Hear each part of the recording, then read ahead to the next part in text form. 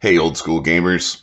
Welcome to Grumpy Old GMs, where we discuss old school gaming as a style and perhaps as a lifestyle. So today, the picture that you see there is a Goblin Mailman that showed up here because we got some feedback from the Grim Goblin that I thought was very poignant and would be worth its own discussion. So the Grim Goblin says, I do share this sentiment. I feel it would really enrich the experience to give PCs real, tangible political power. But whenever I express it, I get a lot of pushback because many players feel changing core game loop is just playing a different game, and some veterans hated things like companion rules for how they limited them, with having to swear fealty to a lord who often wasn't an adventurer at all.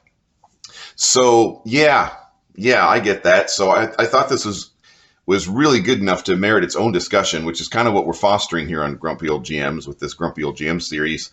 I'm going to kind of go through my response and expand on it, actually. So you could read this response, below the previous video. I'm going to kind of expand on it here. Well, as far as fealty to lords goes, that's easily avoided. In real life, if you can tell during a job interview that a boss would be completely unlivable to work with and a source of constant pain in the butt stress in your life, maybe you don't take that job. Now, in real life history, in medieval times, in a feudal system, maybe there was a lot more social pressure. You couldn't, if you had an opportunity to become a vassal of a lord, then, maybe you couldn't shop around, like you can in real life, modern times, shop around for a different job, different boss.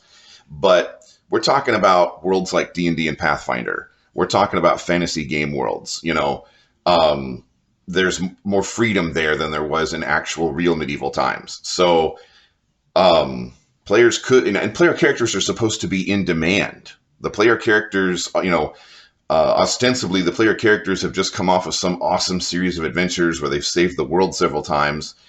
And these feudal lords would love to have the player characters as their vassals. In fact, the player characters could even play different potential lords off each other to try to see who could offer them the best deal, kind of like sports stars in real life looking for a better contract. But as far as the player characters not wanting to be bound to a feudal lord, there's a reason why the most favorite alignment in the game all the way back to the beginning has been chaotic neutral.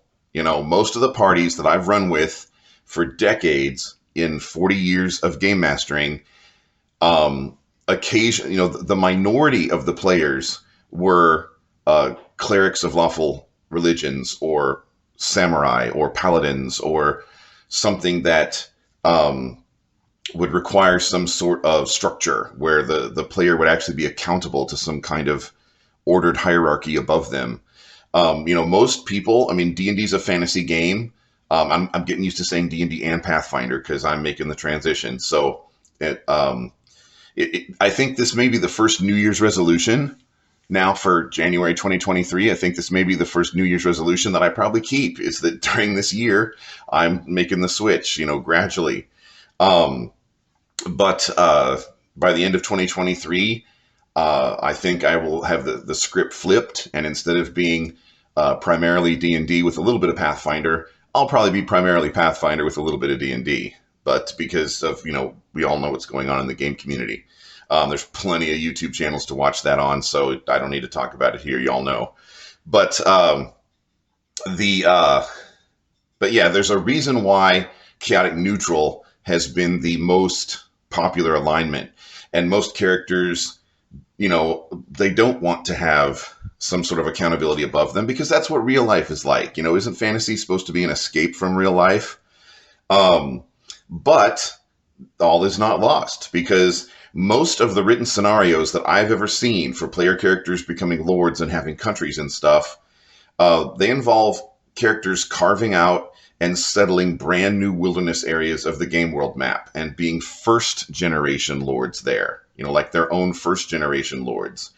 And they start by thinning monster populations to make it safe for commoners to come settle and start towns, which is a series of adventures all by itself.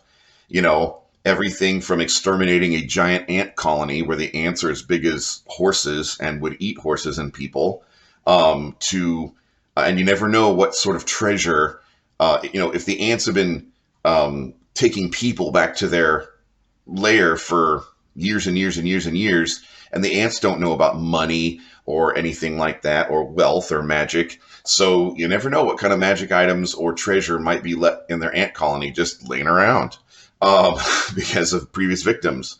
You might have to slay a dragon that used to use that wilderness territory for its hunting grounds, and that dragon was aggressively evil. And if human people or elf or dwarf or what have you, if humanoid people were ever going to settle that area, that dragon was going to have to be dealt with sooner or later anyway. Um, and so Waterdeep and other places like that in official like Game World fluff and stuff, Game World lore, and on published maps from main companies, Waterdeep and stuff was settled by player characters. Like Kelvin Blackstaff was a player character once upon a time. Even Bane, the Forgotten Realms god of strife, was a player character once upon a time. Um, and of course, we all know Elminster was Ed Greenwood's own player character. So uh, this is how a lot of these towns and nations and stuff got started anyway, back at the original tables when people were first inventing D&D. So, and if a rogue starts a new thieves guild, they'd be their own boss. Or possibly the same for a monk who starts a new dojo or monastery. And hopefully, a cleric or a paladin, or as they call them in Pathfinder, a champion. Hopefully a cleric, paladin, champion type character picked a religion from the beginning of their character's life that they can live with. And there's a variety of chaotic belief systems, chaotic religions, chaotic philosophies, chaotic alignments, that clerics and paladins can belong to, for those who prefer to have less structure and discipline. So, my favorite quote about the game that I mention a lot on this channel is from Gary Gygax, that there is no right or wrong way to play this game. So, OSR isn't for everyone, and that's all right. I do, however, think it's important to champion OSR because WotC pretends that style doesn't even exist, and so many young people are missing out on its rich opportunities because they don't even know it's there. As for saying that once you add this level of complexity to the game of having political power and being lords and ladies and stuff like that, once you add that to the game, it's a different game. Well, no, it's the game as it used to be. Remember old school? Because WotC has stripped all that out. That was there if you go back and look in the books. And it was like Sid Meier's Civilization. It was like Minecraft. It was like Settlers of Catan, all wrapped into one before those games ever came out. D&D did it first. Resource management, settling the land, finding out what kind of resources you have in the land. Yeah, yay old school. And thank you, Grim Goblin.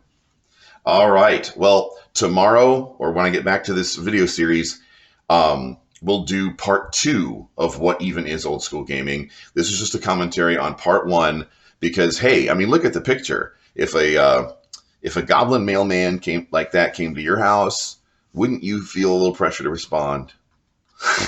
All right. We will see you next time around the gaming table. Hey, if you'd like to actually play with me as the DM or one of the other grumpy old GMs you might see on this channel, then reach out to our Discord.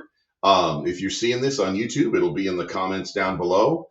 And if you're seeing this on TikTok, then just look for Grumpy Old GM's Discord server, or come to our website, even better, even easier, grumpyoldgms.com.